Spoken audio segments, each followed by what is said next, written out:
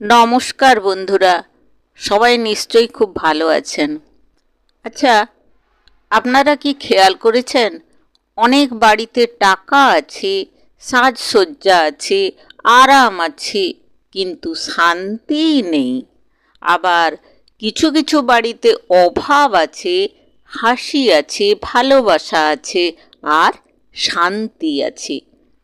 তাহলে প্রশ্ন হচ্ছে, কোন কাজ করলে বাড়িতে সত্যি সত্যি শান্তি থাকবে? শুনুন তাহলে। এর জন্যে প্রথম কাজ হলো বকাবকি নয়, ভালো কথা বলা। অর্থাৎ সংসারে দোষ ত্রুটি থাকবেই, তো তার জন্য কোমল বাক্য ব্যবহার করুন। ঠিক হলে একটু ধন্যবাদ, বা ভুল হয়ে গেলে একটু সরি চাওয়া।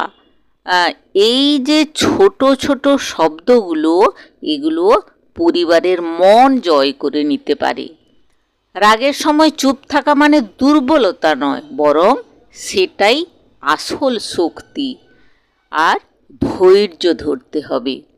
আর দ্বিতীয় কাজ হলো পরস্পরকে সম্মান করা। সে স্বামী, স্ত্রী, সন্তান, মা, বাবা, যেই হোক না কেন, সবাই একে অপরকে সম্মান দিন। সম্মান যে শুধু বড়দের তা কিন্তু নয়, ছোটদেরও। যখন বাড়িতে সবাই অনুভব করে যে তাদের কথার গুরুত্ব পাচ্ছে, তখনই কিন্তু আসে সত্যিকারের শান্তি। আর তৃতীয় কাজ হচ্ছে ভগবানের নাম স্মরণ করা। প্রতিদিন প্রতিদিন 5টা মিনিট হলেও ঈশ্বরের নাম নিন এবং প্রার্থনা করুন যে আমার ঘরে যেন ভালোবাসা, শান্তি থাকে।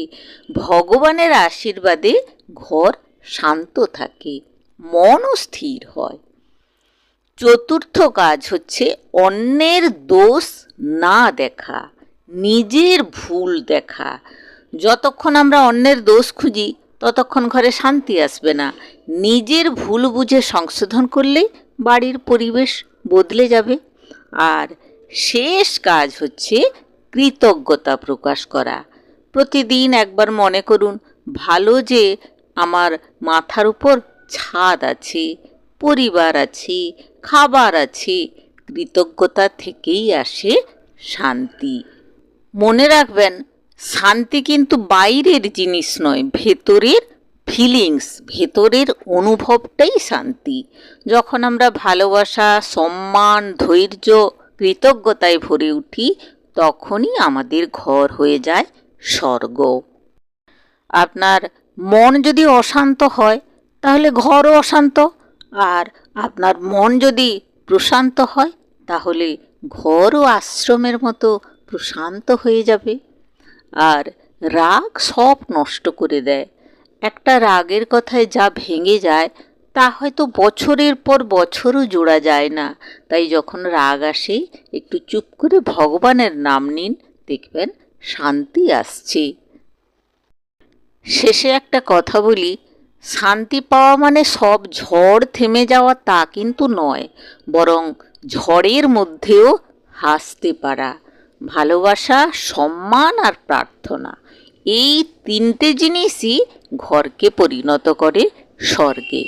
তো বন্ধুরা, ভালো থাকুন, পরিবারের সঙ্গে শান্তিতে থাকুন, আর প্রতিদিন একটু করে ভগবানের দিকে এগিয়ে যান। ভগবানের আশীর্বাদে আপনার ঘর হোক সুখের নীড়। নমস্কার, ধন্যবাদ।